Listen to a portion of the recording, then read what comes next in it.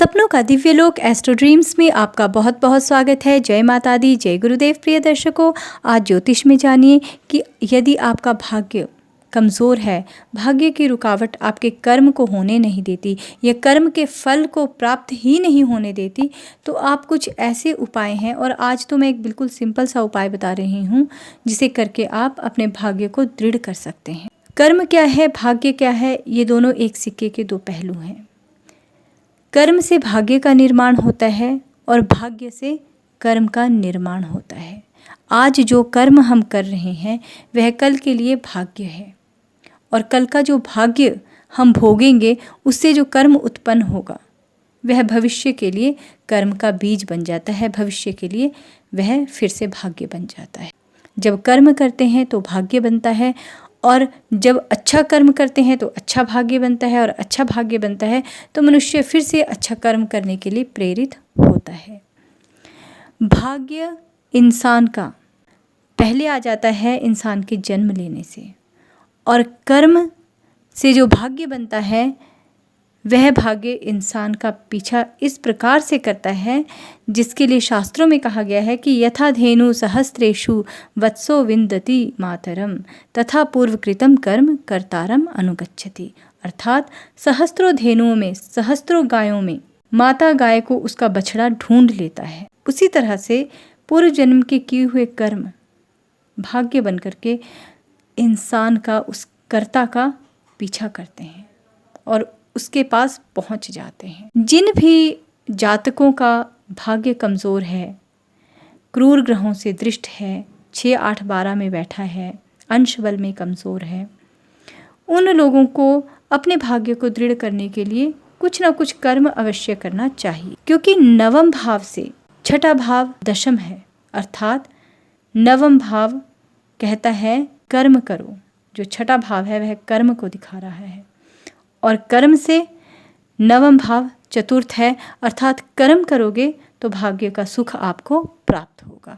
तो अपने भाग्य को अच्छा करने के लिए हमें कुछ ना कुछ एक कर्म ज़रूर करना चाहिए। आजकल भाग दौड़ की ज़िंदगी है, इतना किसी के पास समय नहीं होता है कि वे कोई यंत्र मंत्र जड़ी इत्यादि को सिद्ध कर सकें या उसके लिए थोड़ा टाइम दे सकें। तो एक बहुत इजी सा उपाय है कि आप जन्म पत्री में देखिए कि आप लगन से जब जहाँ पे ल लिखा हो वहाँ से काउंट करते हुए जहाँ पे आपका 9 नंबर पड़ता है वहाँ पे देखिए कि राशि क्या लिखी है। यदि राशि 1 और 8 लिखी है तो एक नियम बना लीजिए कि सुबह और शाम को आप लाल चंदन को चमेली के तेल में हल्का सा मिक्स करके, या आप बना करके भी रख सकते हैं मंदिर में, और ओम क्राम क्रीम क्रोम सह भूमाय नमः बोल करके आप उसका तिलक सुबह और शाम नित्य लगाएंगे। यदि आपके 2 और 7 की राशि पड़ती है तो लाल प्योर सिंदूर जो होता है उसे हल्के से घी में डाल करके उसका नित्य आप तिलक लगाएंगे। और यदि आपके भाग्य भाव में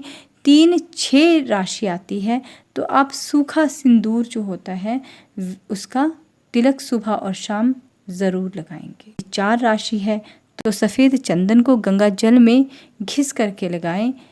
और यदि 5 लिखा हुआ है आपके नवम भाव में, आप तिलक लगाएं लाल चंदन का।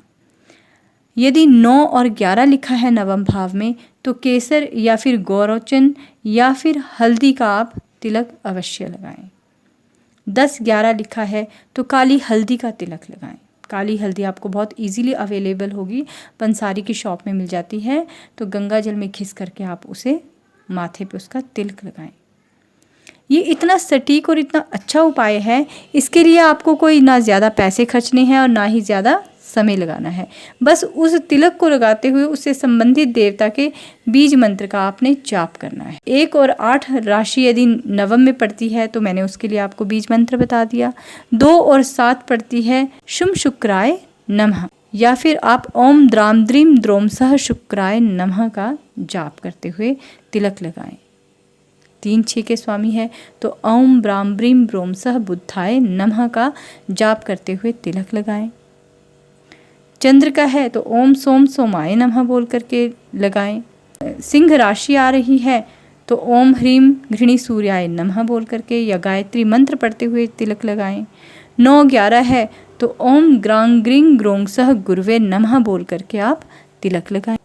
और यदि 10 या 11 अंक है तो काली हल्दी को घिसते हुए भी ओम शम शनिश्चराय बोलते हुए उसे घिसें और फिर उसका तिलक लगाएं ओम शम शनिश्चराय नमः बोलते हुए।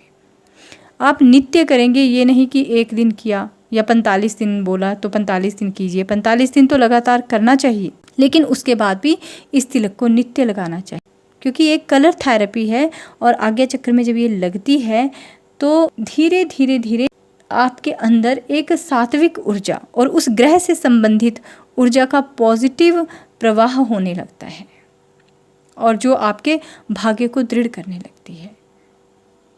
तो ये उपाय परमानेंटली करने चाहिए और आप देखेंगे कि आपके भाग्य में बदलाव होना शुरू होगा। जब आप कर्म करेंगे तो आपको उस कर्म का अच्छा फल प्राप्त होना शुरू होगा, भाग्य आपका साथ देने लगेगा। तो एक छोटा सा उपाय है, इसे करके देखिए, अपना कर देखिए और अपने भाग्य का निर्माता बन करके देखिए, आपको अवश्य लाभ मिलेगा। धन्यवाद। जय गुरु।